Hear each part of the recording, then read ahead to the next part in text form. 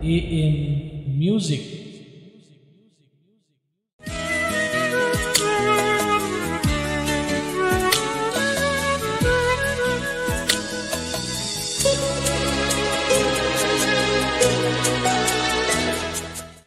Praise the lord, hallelujah. प्रभु महानाम को धन्यवाद दिए। प्रभु पुनर्बार मते ऑल इन म्यूजिक माध्यम आपण मान गहण रे प्रभुंकर वाक्य पाठ करने निमंते एवं बुझेबा निमंते साहाय्य करूचंती, से धन्यवाद। आज जो वाक्य माने पाठ करिबा आपण माने पाइबे प्रेरित 16 पर्व 26 पदरु 31 पद पर्यंत पाठ करिबा। सेतबेले हठात एहीपरि महाभूमिकंप हैला जे कारागार भित्तिमूल कंपिबाकू लागिला आ तत्क्षणात समस्त द्वार मेला होईगला। पुणी प्रत्येक जनर बंधन फिटिगला। एथिरे कारारक्षक निद्रारू उठी कारागार द्वार मेला हवा देखि बंदी माने पलाई जाई अछंती बोली मने करी खंडा बाहर करी आपना को बद्ध करिबाकू जाउथिले। किंतु पाउल उच्च स्वर डाकी कहले, आपणार कौनसी क्षति कर नहीं, कारण आम्भे माने समस्ते एठारे अच्छु। सेथिरे से दीप आनिबाकू कही डेई पड़ी भୟରେ थरी थरी पाउल और सिलांक सम्मुखरे पड़ीगले। आउ सेमानकू बाहर को आनी कहले, महाशय माने परित्राण पाइबा निमंते मते कौन करिबाकू हबो? सेमाने कहले, प्रभु जीशुंक ठारे विश्वास कर, ताहाले तुम्भे सपरिवार परित्राण पाइब। प्रभु महान परमेश्वर, से जे आमानक निमंते जगत को आसिले, आमानकर समस्त पापर भार बहन कले एवं आमान को तांकर परित्राणर मूल्य प्रदान कले। जेतेबेले सिला और पाउल माकेदोनिया रे प्रचार कार्य करुथले, से समय अनेक लोक कुहुक कर्म मध्य करुथले। अंधविश्वास द्वारा लोक मानकू से माने भूतौथले, आओ से माने विभिन्न प्रकार छल माध्यम लोक मानकू सुस्थता मध्य दौथले, आओ मंद प्रचार करुथले।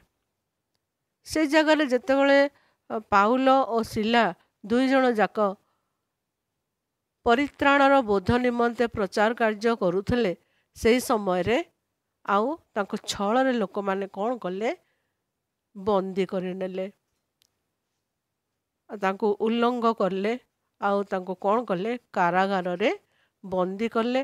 आउ तांको लुहार जो बेड़ी बंधा जाए, से लुहार बेड़ी बांधी से मानको बांधी कारागार रे रखिले।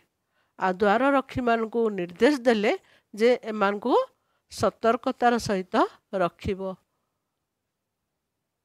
माने से माने प्रभुंकर कार्य करुथुबारु, जीशुंकर कार्य को अन्यमान का आगे वर्णना करुथुबारु तांको से मूल्य देबाको पड़िथिला। महान आश्चर्य कार्यकारी परमेश्वर आमान को से भार मध्य से प्रदान करिसंती। जगत रे आमाने वास करुचु, जगत रे रही आमाने जीशु ख्रीष्ट को जानिचु।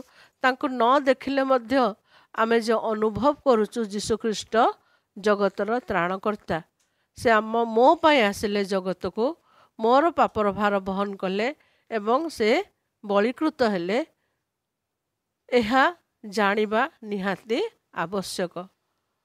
पाउल जेतेबेले साउल थिले, सेतेबेले एही प्रकार लोक मान को से ताड़ना करुथले। जेतेबेले ईश्वरंकर शक्ति द्वारा से शक्ति प्राप्त हेले, सेतेबेले से कौन हेले, पाउल नाम रे ख्यात हेले। ताहांकर प्रभु तांको अनेक शिष्य मध्य देले, अनेक लोक मान को मध्य देले, जहा द्वारा से ताहांकर गौरव निमंते व्यवहार हेबे। जेतेबेले ताहांकर लोक माने ताहांको निमंते आगेइबाकू चाहंती, आ तांको लोक माने कष्ट पाती, से समय कौन करती प्रभु विभिन्न प्रकार मारात्मक विषय द्वारा मनुष्य मान को चेतई दियंती। ଆଉ ସେ କାରାଗାରରେ ଥିବା ସମୟରେ ସେମାନେ ଆନନ୍ଦର ସହିତ ପ୍ରାର୍ଥନା କରୁଥିଲେ, ଗୀତ ଗାନ କରୁଥିଲେ, ପ୍ରଭୁଙ୍କର ପ୍ରଶଂସା ମଧ୍ୟ କରୁଥିଲେ। ପ୍ରଭୁ ଯେ ଆଶ୍ଚର୍ଯ୍ୟକାରୀ ପରମେଶ୍ୱର, ତାଙ୍କର ଲୋକମାନଙ୍କୁ ସେ ଏତେ କଷ୍ଟ ମଧ୍ୟରେ ମଧ୍ୟ ତାହାଙ୍କର ନିକଟବର୍ତ୍ତୀ ଥିଲେ। ସେମାନେ ସେ କାରାଗାରରେ ଥିଲେ ମଧ୍ୟ ସେମାନେ ସେ କଷ୍ଟଟାକୁ ଅନୁଭବ କରିପାରୁନଥିଲେ, କାରଣ ତାହାଙ୍କର ଶକ୍ତି ତାଙ୍କ ମଧ୍ୟରେ କାର୍ଯ୍ୟ କରୁଥିଲା। ପ୍ରଭୁ ଆମମାନଙ୍କୁ ମଧ୍ୟ ସେ ଶକ୍ତି ପ୍ରଦାନ କରିଛନ୍ତି, ଯାହାଦ୍ୱାରା କି ଆମମାନେ ମଧ୍ୟ ତାଙ୍କ ନିମନ୍ତେ ଶକ୍ତିଯୁକ୍ତ ହେବା ଏବଂ ଅନ୍ୟମାନଙ୍କ ଆଗରେ ତାହାଙ୍କୁ ପ୍ରଚାର କରିବା, ତାହାଙ୍କର ଶିକ୍ଷାକୁ ଅନ୍ୟମାନଙ୍କ ଆଗରେ ପରିବେଷଣ କରିବା। ଆଉ ଯେତେବେଳେ ସେମାନେ କାରାଗାରରେ ଏ ପ୍ରକାର କାର୍ଯ୍ୟ କରୁଥିଲେ, ପ୍ରଶଂସା ଗାନ କରୁଥିଲେ, ଆଉ ସେମାନଙ୍କର ହାତରେ ଗୋଡ଼ରେ ବେଡ଼ି ବନ୍ଧା ଯାଇଥିଲା, ସେ ସମୟରେ ମହାଭୂମିକମ୍ପ ଦ୍ୱାରା ପ୍ରଭୁ କ'ଣ କଲେ? ଅଧରାତିରେ ମହାଭୂମିକମ୍ପ ହେଲା, କୁଆଡ଼ୁ କିଛି ନାହିଁ, ହଠାତ୍ ଭୂମିକମ୍ପ ହେଲା। ଆଉ ଏତେ ବଡ଼ ଭୂମିକମ୍ପ ହେଲା ଯେ ଯାହାଦ୍ୱାରା କି ସେ କାରାରକ୍ଷକ ମାନେ ଭୟଭୀତ ହେଲେ, ଆଉ ସେ ସମସ୍ତ ଦ୍ୱାରକୁ ସେ ଉନ୍ମୁକ୍ତ କଲେ। ତାଙ୍କ ନିମନ୍ତେ ଯେଉଁ ଲୋକମାନେ କାର୍ଯ୍ୟ କରନ୍ତି, ଯେଉଁ ଲୋକମାନେ ତାଙ୍କ ନିମନ୍ତେ ଶକ୍ତିପ୍ରାପ୍ତ ହୁଅନ୍ତି, ତାଙ୍କ ନିମନ୍ତେ ସେ ଦ୍ୱାରକୁ ଉନ୍ମୁକ୍ତ କରନ୍ତି। ପ୍ରଭୁ ମହାନ ପରମେଶ୍ୱର, ସେ ଆଶ୍ଚର୍ଯ୍ୟ କାର୍ଯ୍ୟକାରୀ ପରମେଶ୍ୱର, ଯେ ତାହାଙ୍କ ନିମନ୍ତେ ଯିଏ ମନୋନୀତ, ଯିଏ ତାଙ୍କର ଦାସ ଦାସୀ, ତାଙ୍କୁ ସେ ଯେଉଁ ବାଟ ହେଲେ ରକ୍ଷା କରନ୍ତି। ଆଉ ସେଦିନ ତାଙ୍କ ବେଡ଼ି ଗୁଡ଼ିକ ଆପେ ଆପେ ଫିଟିଗଲା, କୌଣସି ଲୋକ ସେ ବେଡ଼ିକୁ ଫିଟେଇ ନାହିଁ, କିନ୍ତୁ ତାହାଙ୍କର ଦୂତମାନଙ୍କ ଦ୍ୱାରା ସେ କ'ଣ କଲେ? ତାଙ୍କ ଲୋକମାନଙ୍କୁ ସୁରକ୍ଷା ପ୍ରଦାନ କଲେ। ପ୍ରଭୁ ଆମମାନଙ୍କର ମହାନ ପରମେଶ୍ୱର, ସେ ଚାହିଁଲେ ସମସ୍ତ କିଛି କରିପାରନ୍ତି। ଯେତେବେଳେ ମୂଷା ମିଶର ଦେଶରୁ ଇସ୍ରାଏଲିଆ ମାନଙ୍କୁ ବାହାର କରିକି ଆଣୁଥିଲେ, ସେ ସମୟରେ ମହାଦୁର୍ଭିକ୍ଷ ଦ୍ୱାରା, ମହାମାରୀ ଦ୍ୱାରା, ବେଙ୍ଗର ଉତ୍ପାତ ଦ୍ୱାରା, ଉକୁଣିଆ ପୋକ ଦ୍ୱାରା, ଆଉ ଝଙ୍କାର ପୋକ ଦ୍ୱାରା, ଏହି ପ୍ରକାର ନଦୀ ନାଳ ରକ୍ତ ଏ ଦ୍ୱାରା ସେ କ'ଣ କଲେ? ପ୍ରାୟ 10 ଥର ମାରି ଦ୍ୱାରା ସେ ଦେଶକୁ ଆଘାତ କଲେ। କେବଳ ତାଙ୍କର ଲୋକମାନଙ୍କୁ ସୁରକ୍ଷା ଦେବା ନିମନ୍ତେ ମିଶର ଦେଶରୁ ତାହାଙ୍କର ଲୋକମାନଙ୍କୁ ସେ ପରିବର୍ତ୍ତନ କରିକି ଫେରାଇ ଆଣିବା ନିମନ୍ତେ ମାରି ଦ୍ୱାରା କ'ଣ କଲେ? 10 ଥର ମହାମାରୀ ଦ୍ୱାରା ଆଘାତ କଲେ, ଯାହାଦ୍ୱାରା କି ମିଶର ଦେଶର ରାଜାଙ୍କ ସହିତ ଲୋକମାନେ ମଧ୍ୟ କ'ଣ କଲେ? ପରିବର୍ତ୍ତିତ ହେଲେ। ତାହାଙ୍କର ଲୋକମାନଙ୍କୁ ସେ କ'ଣ କରନ୍ତି? ସୁରକ୍ଷା ପ୍ରଦାନ କରନ୍ତି। ପାଉଲ ଉଚ୍ଚ ସ୍ୱରରେ ଡାକି କହିଲେ, ଆପଣାର କୌଣସି କ୍ଷତି କର ନାହିଁ, କାରଣ ଆମ୍ଭେମାନେ ସମସ୍ତେ ଏଠାରେ ଅଛୁ। କାରାରକ୍ଷକ ଯେତେବେଳେ ଭୟଭୀତ ହେଉଛନ୍ତି, ଇ କ'ଣ ଘଟଣା ଘଟିଲା, ଆପେ ଆପେ ବେଡ଼ି ବନ୍ଧନ ଫିଟି ଯାଉଛି, ନିଶ୍ଚୟ ସେ ଭୟଭୀତ ହେଇଥିବେ। ସାଧାରଣ ମନୁଷ୍ୟ ଈଶ୍ୱରଙ୍କର କାର୍ଯ୍ୟ ଦେଖି ଭୟଭୀତ ହେଇଥାଏ, କାରଣ ସେ ଈଶ୍ୱରଙ୍କ ଶକ୍ତିକୁ ଜାଣିନଥାଏ। ଆଉ ଯେତେବେଳେ ସେ ବେଡ଼ି ବନ୍ଧନ ଫିଟି ଯାଉଛି, ସମସ୍ତ ଦ୍ୱାର ଉନ୍ମୁକ୍ତ ହେଇଯାଉଛି, ସେତେବେଳେ ସେ ଭୟଭୀତ ହେଇଯାଉଛି। ଆଉ ସେ ଡେଇଁ ପଡ଼ି ନିଜର ଶରୀରକୁ ଆଘାତ କରିବା ନିମନ୍ତେ, କାରଣ ପ୍ରାଚୀନ ମାନେ ସେମାନଙ୍କୁ ବନ୍ଦୀ କରିଥିଲେ। ଇହୁଦୀମାନେ ସେମାନଙ୍କୁ, ଗ୍ରୀକ ଆଉ ଇହୁଦୀ ଲୋକମାନେ ସେମାନଙ୍କୁ ବନ୍ଦୀ କରିଥିଲେ, ଆଉ କୋଠର ଆଜ୍ଞା ଦେଇଥିଲେ, ସେମାନଙ୍କର ଯତ୍ନ ତତ୍ତ୍ୱ ତୁମେ ଠିକ୍ ସେ ନେବ। ସକାଳ ପାଇଲେ ସେମାନେ ହୁଏତ ସେମାନଙ୍କୁ ହତ୍ୟା କରାଯାଇଥାନ୍ତା। ତା ପୂର୍ବରୁ ସେମାନେ ନିଜକୁ କ'ଣ କରୁଥିଲେ? ନିଜ ଉପରେ ସେମାନେ ଖଣ୍ଡା ପ୍ରହାର କରିବା ପାଇଁ ଉଦ୍ୟତ ଥିଲେ। କିନ୍ତୁ ପ୍ରଭୁଙ୍କର ଲୋକମାନେ କେବେ କାହାକୁ ଆଘାତ କରନ୍ତି ନାହିଁ। ସେ ସମୟରେ ମଧ୍ୟ ସେ କାରାରକ୍ଷକକୁ ରକ୍ଷା କରୁଛନ୍ତି। ନିଜ ଉପରକୁ ତୁମେ କୌଣସି ପ୍ରହାର କର ନାହିଁ। ସେହି ସମୟରେ ସେ ପରିବର୍ତ୍ତିତ ହେଲା। ସେ କାରାରକ୍ଷକ ମାନେ ସେଇ ପରିବାର ସାରା ସେମାନେ କ'ଣ ହେଲେ? ପରିବର୍ତ୍ତିତ ହେଲେ। ଈଶ୍ୱରଙ୍କର ଆଶ୍ଚର୍ଯ୍ୟ କାର୍ଯ୍ୟ ଯେତେବେଳେ ଆମମାନଙ୍କ ଜୀବନରେ ପ୍ରକାଶିତ ହୁଏ, ସେତେବେଳେ ଆମମାନଙ୍କ ଜୀବନ ଗୋଟେ ପରିବର୍ତ୍ତନ ହୁଏ। ଆମମାନଙ୍କ ଜୀବନରେ ଗୋଟେ ବଡ଼ ପରିବର୍ତ୍ତନ ଆସିଥାଏ। ଆମମାନଙ୍କ ପରିବାରରେ ଗୋଟେ ବଡ଼ ପରିବର୍ତ୍ତନ ଆସିଥାଏ। ଯାହାଦ୍ୱାରା କି ପ୍ରଭୁ ଆମମାନଙ୍କୁ କ'ଣ କରନ୍ତି? ସେ ସମୟରେ ଆବରି ଧରନ୍ତି। ସେ ଆମମାନଙ୍କୁ ତାଙ୍କର ତତ୍ତ୍ୱାବଧାନରେ ରଖନ୍ତି। ସିଲା ଓ ପାଉଲ 2 ଜଣ ଯାକ ସେଇ ରାତ୍ରରେ ସୁରକ୍ଷା ପାଇଲେ। ସେମାନେ କାରାଗାରକୁ ଆସିବା ପୂର୍ବରୁ ମଣ୍ଡଳୀ ସେମାନଙ୍କ ପାଇଁ ପ୍ରାର୍ଥନା କରୁଥିଲା। ମଣ୍ଡଳୀର ପ୍ରାର୍ଥନା ଆମମାନଙ୍କ ପାଇଁ ଆବଶ୍ୟକ। ଯେଉଁମାନେ ପ୍ରଭୁଙ୍କର ଦାସଦାସୀ ମାନେ କାର୍ଯ୍ୟ କରୁଛନ୍ତି, ପ୍ରଭୁଙ୍କର ସେବା କରୁଛନ୍ତି, ଯେଉଁମାନେ ଜାଗା ଜାଗା ଯାଇ ପ୍ରଭୁଙ୍କର ପ୍ରଚାର କାର୍ଯ୍ୟ କରୁଛନ୍ତି, ମଣ୍ଡଳୀ ସେମାନଙ୍କ ପାଇଁ ପ୍ରାର୍ଥନା କରେ। ଏକତ୍ର ଭାବେ ସେମାନେ କ'ଣ କରୁଥିଲେ? ପ୍ରାର୍ଥନା କରୁଥିଲେ। ଯାହାଦ୍ୱାରା କି ପ୍ରଭୁ ସେମାନଙ୍କ ପ୍ରାର୍ଥନା ଶୁଣି ଆଉ ତାହାଙ୍କର ଲୋକମାନଙ୍କୁ ମଧ୍ୟ ସେମାନେ ସୁରକ୍ଷା ପ୍ରଦାନ କଲେ। ସେଟା ଲେଖାଯାଏ, ସେମାନେ କହୁଛନ୍ତି, ପଚାରୁଛନ୍ତି ପ୍ରଭୁ ଯୀଶୁ ଆଉ ସେମାନଙ୍କୁ ବାହାରକୁ ଆଣି କହିଲେ, ମହାଶୟ, ପରିତ୍ରାଣ ପାଇବା ନିମନ୍ତେ ମୋତେ କ'ଣ କରିବାକୁ ହବ? ସେମାନେ ସେ ଆଶ୍ଚର୍ଯ୍ୟ କାର୍ଯ୍ୟ ଦେଖି, ସେ ଭୂମିକମ୍ପର ସମସ୍ତ ବିଷୟ ଦେଖି ସେମାନେ ପରିବର୍ତ୍ତନ ହେବାକୁ ଲାଗିଲେ। ଆଉ ପରିତ୍ରାଣ ପାଇବା ନିମନ୍ତେ କ'ଣ କରିବାକୁ ହବ ସେମାନେ ଇଚ୍ଛୁକ ହେଲେ। ଈଶ୍ୱରଙ୍କର ଯେତେବେଳେ ଆମମାନଙ୍କ ଉପରକୁ ପ୍ରହାର ଆସେ, ଈଶ୍ୱର ଯେତେବେଳେ ଆମମାନଙ୍କୁ ଧରିବାକୁ ଚାହାନ୍ତି, ସେତେବେଳେ ଆମମାନଙ୍କର ହୃଦୟ, ମନ, ଆତ୍ମା କ'ଣ ହୁଏ? ଆତୁରତାର ସହିତ କ୍ରନ୍ଦନ କରିଥାଏ। ଆଉ ସେଇ ସମୟରେ ସେ କାରାରକ୍ଷକର ସାରା ପରିବାର ଆଉ କାନ୍ଦୁଥିଲେ। ଈଶ୍ୱରଙ୍କର ସେଇ ମହାନ ଆଶ୍ଚର୍ଯ୍ୟ କାର୍ଯ୍ୟ ଦେଖି ସେମାନେ ପରିବର୍ତ୍ତିତ ହେବାକୁ ଲାଗିଲେ। ଏମାନେ କିଏ ଏ 2 ଜଣ ଯେ ଏତେ ବଡ଼ ଘଟଣା ଏମାନଙ୍କ ପାଇଁ ହେଲା?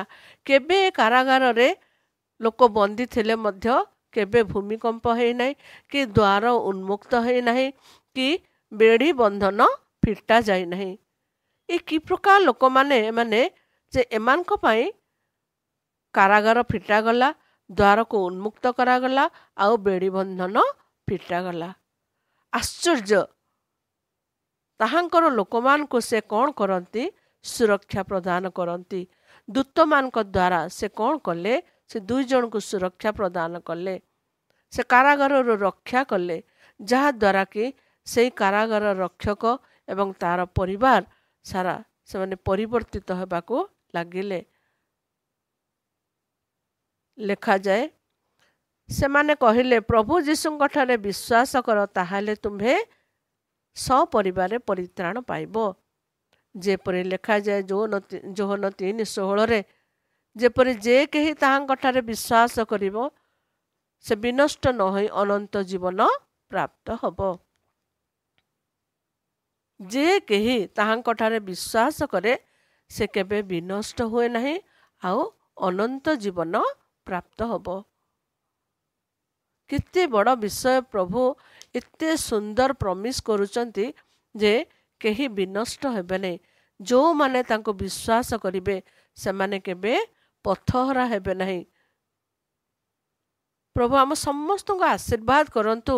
ଏଇ ଛୋଟ ସାନଟି ବେଳୁ ଆମମାନେ ଏ ପଦ କହି ଆସିଛୁ ସଣ୍ଡେ ସ୍କୁଲ ମାନଙ୍କରେ, ଆମମାନଙ୍କର ସନ୍ତାନମାନଙ୍କୁ ଶିଖେଇଛୁ, ଆମମାନଙ୍କ ନାତି ନାତୁଣୀ ମାନେ ମଧ୍ୟ ଏଇ ପଦ ଏବେ ଯାକେ କହୁଛନ୍ତି। ଏଇଟା ଗୋଟେ ସାଧାରଣ ପଦ ରୂପେ, ଗୋଟେ ଘୋଷା ପଦ ରୂପେ ସମସ୍ତେ ଏଇ ପଦକୁ କହିଥାନ୍ତି। କିନ୍ତୁ ୟାର ଗଭୀର ତତ୍ତ୍ୱ, ୟାର ଗଭୀର ମହତ୍ତ୍ୱକୁ ବୁଝିବା ନିମନ୍ତେ ଆମମାନଙ୍କୁ ପଡ଼ିବ। ଯେ କେହି ତାହାଙ୍କ ଠାରେ ବିଶ୍ୱାସ କରେ, ଯେଉଁ ଜାତି ହଉ, ଯେଉଁ ଧର୍ମର ହଉ, ଯେଉଁ ବିଶ୍ୱାସୀ ହଉ, ବିଜାତି ମଧ୍ୟ ଯଦି ବିଶ୍ୱାସ କଲା, ତାହେଲେ ସେ ବିନଷ୍ଟ ହେବ ନାହିଁ। ଆଉ ସେଇଦିନ ସେ କାରାରକ୍ଷକର ସାରା ପରିବାର ଆଉ ସେମାନେ ବାପ୍ତିସ୍ମ ଗ୍ରହଣ କଲେ। ଯୀଶୁଙ୍କୁ ନିଜର ତ୍ରାଣକର୍ତ୍ତା ରୂପେ ଗ୍ରହଣ କଲେ। ପରିତ୍ରାଣ ପାଇବା ନିମନ୍ତେ ସେମାନେ ମନୋଯୋଗୀ ହେଲେ।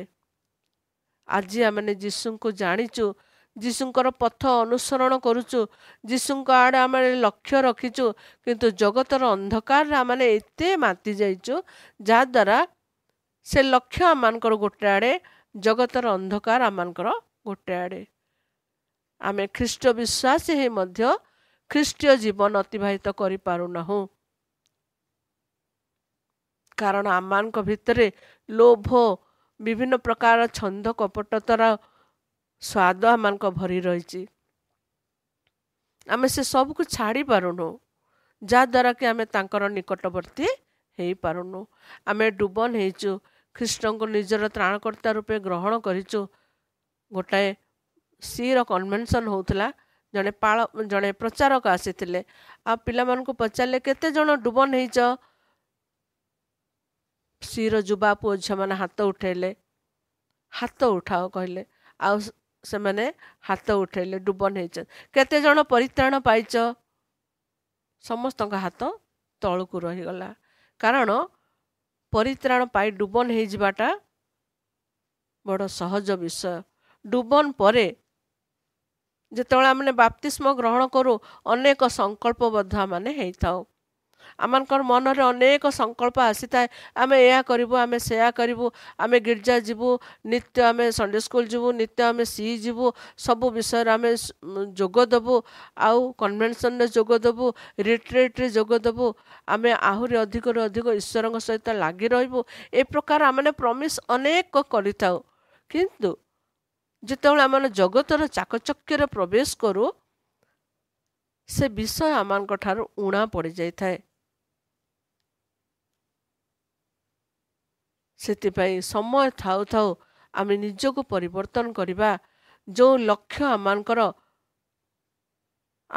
ଲକ୍ଷ୍ୟ ହେଲା ଯୀଶୁଖ୍ରୀଷ୍ଟ, ଆମମାନଙ୍କର ଲକ୍ଷ୍ୟ ହେଲା ପରିତ୍ରାଣ। ଆମେ ତ୍ରାଣକର୍ତ୍ତାଙ୍କୁ ଗ୍ରହଣ କରିଛୁ।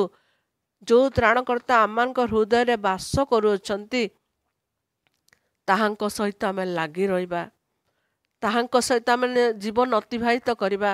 ଦୁଃଖ ଆସୁଛି, କଷ୍ଟ ଆସୁଛି, ଯନ୍ତ୍ରଣା ଆସୁଛି, ପରିବାରରେ ସମସ୍ୟା ଆସୁଛି, ବିଭିନ୍ନ ପ୍ରକାର ଅଶାନ୍ତିକର ପରିବେଶ ସୃଷ୍ଟି ହେଉଛି, କିନ୍ତୁ ତା ମଧ୍ୟରେ ପ୍ରଭୁ ଆମମାନଙ୍କୁ ସୁଯୋଗ ଦେଉଛନ୍ତି ଯେ ତୁ ଏସବୁ ପାର କରିଗଲେ ମୋର ନିକଟବର୍ତ୍ତୀ ତୁ ହେଇପାରିବୁ। ଅନେକ ଥର ଆମମାନଙ୍କର ମନରେ ପ୍ରଶ୍ନ ଆସେ ଯେ ପ୍ରଭୁ, ମୁଁ ତ ଏହା ନୁହଁ, ମୋ ପାଇଁ କାହିଁକି ଏ ପ୍ରକାର ସମସ୍ତ ସମସ୍ୟା ଆସୁଛି? କିନ୍ତୁ ପ୍ରଭୁଙ୍କର ଯୋଜନା ଆମମାନଙ୍କ ପାଇଁ ଭିନ୍ନ।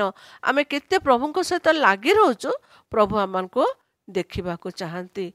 ତାଙ୍କ ନିକଟତର କେତେ ହେଉଛୁ ତାହା ମଧ୍ୟ ସେ ଆମଙ୍କ ଠାରୁ ବିବେଚନା କରନ୍ତି। ସତରେ ଆମେ ତାଙ୍କ ସହିତ ଲାଗି ରହୁଛୁ କି ନାହିଁ, ସେମାନଙ୍କୁ ପରୀକ୍ଷା ମଧ୍ୟ କରନ୍ତି। ସେଥିପାଇଁ ସମୟ ଥାଉ ଥାଉ, ଏବେ ଯେଉଁ ଅନ୍ଧକାରର ସମୟ ଚାଲିଛି, ପୃଥିବୀ ସାରା ଅନ୍ଧକାର ହିଁ ଅନ୍ଧକାର। ବିଭିନ୍ନ ଜାଗାରେ ବିପର୍ଯ୍ୟୟ ପରେ ପ୍ରାକୃତିକ ବିପର୍ଯ୍ୟୟ ପରେ ବିପର୍ଯ୍ୟୟ। ଆମେ ସେଟା କେବେ କଳ୍ପନା କରିନୁ କି ଚିନ୍ତା ମଧ୍ୟରେ ମଧ୍ୟ ଆମମାନଙ୍କର ନାହିଁ ଯେ ଏ ଜାଗାରେ ଏ ପ୍ରକାର ହେଲା, ଆରେ ଏଇ ପ୍ରକାର ତ ଜାଗାରେ ଏ ପ୍ରକାର ହୁଏ, ଏଇ ପ୍ରକାର ଭାବନା ଆମମାନଙ୍କର ମନରେ ଥାଏ। କିନ୍ତୁ ତାହାଙ୍କର ସମୟ ଯେ ସନ୍ନିକଟ, କାଳ ସମ୍ପୂର୍ଣ୍ଣ ହେବାର ଲକ୍ଷଣ ଦେଖାଗଲାଣି। ଆମମାନେ ବଞ୍ଚିଛୁ ତାଙ୍କର ଅନୁଗ୍ରହରେ, ତାଙ୍କ ଦୟାରେ। କେବଳ ତାଙ୍କ ଦୟା ଆଉ ଅନୁଗ୍ରହ ଦ୍ୱାରା ଆମମାନେ ଆଜି ବଞ୍ଚିକି ବଡ଼ ବଡ଼ କଥା କହିଥାଉ। ଖାଲି କ'ଣ ଖାଇବୁ, କ'ଣ ପିନ୍ଧିବୁ, କେମିତି ଭଲ ଘରେ ରହିବୁ, କେମିତି କାର୍ ଚଢ଼ିବୁ, କେମିତି ଭଲ ସୋସାଇଟିରେ ବାସ କରିବୁ, ଧନୀ ଲୋକମାନଙ୍କ ସାଙ୍ଗେ ଆମମାନଙ୍କର କେଉଁ ପ୍ରକାର ବାସ ହେବ, ଆମେ କ'ଣ ପିନ୍ଧିଲେ ସେମାନେ ଆମକୁ ଖୁସି ହେବେ, ଏଇ ପ୍ରକାର ଆମମାନଙ୍କର ଚିନ୍ତାଧାରା। କିନ୍ତୁ ପ୍ରଭୁ ସେସବୁ ଆମମାନଙ୍କ ଠାରୁ ଚାହାନ୍ତି ନାହିଁ। ପ୍ରଭୁ ଯେଉଁ ଆନନ୍ଦ ଆମମାନଙ୍କୁ ଦେଇଛନ୍ତି, ପରିତ୍ରାଣର ଆନନ୍ଦ, ଯେଉଁ ଯୀଶୁଖ୍ରୀଷ୍ଟଙ୍କୁ ଜାଣିବା ଯେଉଁ ଆନନ୍ଦ ଦେଇଛନ୍ତି, ସେ ଆନନ୍ଦରେ ଆମମାନେ ଅଭାବରେ ଥିଲେ ମଧ୍ୟ ସେ ଆନନ୍ଦ ଆମ ପରିବାରରେ ବାସ କରିବ। ଆମେ ଟିକେ ଟିକେ କଥାରେ ଭାଙ୍ଗି ଯାଇଥାଉ, ବ୍ୟତିବ୍ୟସ୍ତ ହେଇଯାଇଥାଉ। ଆମମାନେ ବ୍ୟତିବ୍ୟସ୍ତ ନ ହୋଇ ଆମମାନେ ଭାଙ୍ଗି ନ ପଡ଼ି ତାହାଙ୍କର ଗୌରବର କାରଣ ଆମମାନେ ହେବା। ତାହେଲେ ଯାଇ ଆମମାନେ ତାହାଙ୍କର ନିକଟବର୍ତ୍ତୀ ହେଇପାରିବା। ସମୟ ଆମମାନଙ୍କ ପାଇଁ ଅନେକ ଅଳ୍ପ। କେଉଁ ସମୟରେ ପ୍ରଭୁ ଆମମାନଙ୍କ ନିମନ୍ତେ ଆସିବେ, ଆମମାନଙ୍କର ବିଚାର କରିବେ, ତାହାଙ୍କ ସହିତ ଆମମାନଙ୍କୁ ନେବେ। ଆମମାନେ ମନୋନୀତ ତ ତାଙ୍କ ପାଇଁ? ଆମମାନେ ଚିନ୍ତା କରିବା ସବୁ ଅବସ୍ଥାରେ। ତାହେଲେ ଯାଇକି ତାଙ୍କ ନିକଟବର୍ତ୍ତୀ ଆମମାନେ ହେଇପାରିବା। ଦୁର୍ଦିନ ଆମମାନଙ୍କ ପାଇଁ ଆସୁଅଛି, ଦୁର୍ଦିନ ଆସୁଛି, ଆସୁଥିବ। ଗତ ଦିନମାନଙ୍କର ମଧ୍ୟ ଦୁର୍ଦିନ ଆସୁଥିଲା। ଆମେ ଯଦି ପୁରାତନ ନିୟମକୁ ଦେଖିବା ତାହେଲେ ଏଇ ପ୍ରକାର ଘଟଣା ଗୁଡ଼ିକ ଗତ ଦିନମାନଙ୍କର ମଧ୍ୟ ଘଟୁଥିଲା। କିନ୍ତୁ ସେ ସମୟରେ ଯୀଶୁଙ୍କର ଆଗମନ ହେଇନଥିଲା। ଯୀଶୁଙ୍କର ଆଗମନ ଆମମାନେ ଧରି ରଖିଅଛୁ। ସେ ଆଗମନକୁ ଆମମାନେ ଅପେକ୍ଷା କରି ତାହାଙ୍କୁ ନିଜର ତ୍ରାଣକର୍ତ୍ତା ରୂପେ ଗ୍ରହଣ କରିଛୁ। ସେ ଆମମାନଙ୍କ ପାଇଁ ଆସିଛନ୍ତି ଜଗତକୁ। 2000 ବର୍ଷ ପୂର୍ବେ ଆମମାନଙ୍କ ନିମନ୍ତେ ସେ ପରିତ୍ରାଣ ପ୍ରଦାନ କଲେ। ତାଙ୍କର 33 ବର୍ଷ 33.5 ବର୍ଷ ବୟସରେ ସେ ତାଙ୍କର 3.5 ବର୍ଷର ପ୍ରଚାର ଭିତରେ ଆଜି ସାରା ଜଗତର ଅନେକ ଲୋକ ତାହାଙ୍କର ନିକଟବର୍ତ୍ତୀ ହେଇଛନ୍ତି। ଯେଉଁମାନେ ହେଇପାରିନାହାନ୍ତି ସେମାନଙ୍କୁ ମଧ୍ୟ ହେବା ପାଇଁ ସୁଯୋଗ ଦଉଛନ୍ତି ପ୍ରଭୁ। ପ୍ରଭୁ ଆମ ସମସ୍ତଙ୍କୁ ଆଶୀର୍ବାଦ କରନ୍ତୁ। ଯେ ପ୍ରକାର ଆଶ୍ଚର୍ଯ୍ୟ କାର୍ଯ୍ୟ ଦ୍ୱାରା ସେ ଆମମାନଙ୍କୁ ତାହାଙ୍କର ନିକଟବର୍ତ୍ତୀ କରାନ୍ତି, ସେଇ ପ୍ରକାର ଆମମାନେ ମଧ୍ୟ ତାହାଙ୍କର ଗୌରବର କାରଣ ହେବା। ତାହାଙ୍କ ନିମନ୍ତେ ନିଜକୁ ବଳିଷ୍ଠ କରିବା, ଯାହାଦ୍ୱାରା କି ଆମେ ତାଙ୍କର ମନୋନୀତ ବ୍ୟକ୍ତି ହେଇପାରିବା। ପ୍ରଭୁ ଆମ ସମସ୍ତଙ୍କୁ ଆଶୀର୍ବାଦ କରନ୍ତୁ। ଆସନ୍ତୁ ପ୍ରାର୍ଥନା କରିବା। ଆମେନ୍। ହେ ଜୀବିତ ରାଜା, ତୁମେ ଯେ ଆମମାନଙ୍କ ସହିତ ଅଛ ପିତା, ସେଥିପାଇଁ ଧନ୍ୟବାଦ ଦେଉଛୁ। ତୁମର ଆଶ୍ଚର୍ଯ୍ୟ କାର୍ଯ୍ୟ ଦ୍ୱାରା ପ୍ରଭୁ ଆମମାନଙ୍କୁ ତୁମେ ପରିବର୍ତ୍ତିତ ଜୀବନ ପ୍ରଦାନ କରିଅଛ ପିତା। ତୁମର ସେ ସ୍ୱାଦ ଆମମାନଙ୍କ ଜୀବନରେ ତୁମେ ପ୍ରଦାନ କରିଛ। ସେଥିପାଇଁ ତୁମର ଗୌରବ ପ୍ରଶଂସା କରୁଛୁ। ଆମମାନଙ୍କ ଜୀବନକୁ ତୁମେ ସଜାଡ଼ି ଦିଅ ପିତା। ଆମମାନଙ୍କ ଜୀବନ ଅସଜଡ଼ା ବିଷୟ ଗୁଡ଼ିକୁ ତୁମେ ଦେଖିଅଛ।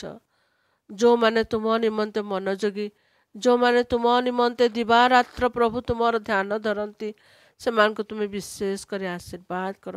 ଯେଉଁମାନେ ତୁମଠାରେ ବିଶ୍ୱାସ କରନ୍ତି, ନିଜ ନିଜ କାର୍ଯ୍ୟରେ ସେମାନେ ପ୍ରଭୁ ଆଉ ସେମାନଙ୍କର କର୍ମରେ ସେମାନେ ବଳିଷ୍ଠ ଅଛନ୍ତି, ସେମାନଙ୍କୁ ମଧ୍ୟ ତୁମେ ଦୟା କର।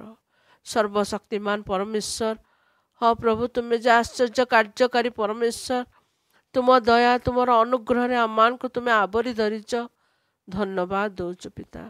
ସୁନ୍ଦର ସୁଯୋଗ ଦେଇଛ, ଧନ୍ୟବାଦ ଦେଉଛୁ ପିତା।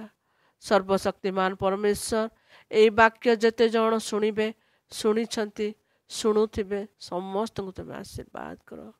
ସମସ୍ତଙ୍କୁ ମଙ୍ଗଳ ଦାନରେ ପୂର୍ଣ୍ଣତା ପ୍ରଦାନ କର ପିତା।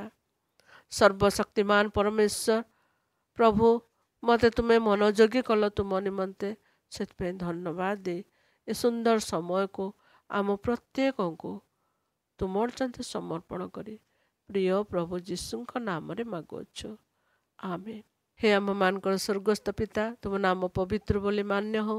ତୁମ୍ଭର ରାଜ୍ୟ ଆସୁ, ଯେରୂପେ ସ୍ୱର୍ଗରେ ସେରୂପେ ପୃଥିବୀରେ ତୁମ୍ଭର ଇଚ୍ଛା ସଫଳ ହେଉ। ଆଜି ଆମମାନଙ୍କୁ ପ୍ରয়োଜନୀୟ ଆହାର ଦିଅ। ଆମେ ଯେମନ୍ତ ନିଜ ନିଜ ଅପରାଧୀମାନଙ୍କୁ କ୍ଷମା କରିଅଛୁ, ତେମନ୍ତ ଅପରାଧ ସବୁ ତୁମେ କ୍ଷମା କର। ପରୀକ୍ଷାରେ ନ ଆଣ, ମନ୍ଧରେ ରକ୍ଷା କର। ଯେଣୁ ରାଜତ୍ୱ, ପରାକ୍ରମ, ଗୌରବ ସଦା ସର୍ବଦା ତୁମ୍ଭର ହେଉ, ଆମେନ୍। ଯୀଶୁଙ୍କ ରକ୍ତର ଜୟ, ଯୀଶୁଙ୍କ ରକ୍ତର ଜୟ, ଯୀଶୁଙ୍କ ରକ୍ତର ଜୟ, ଆମେନ୍।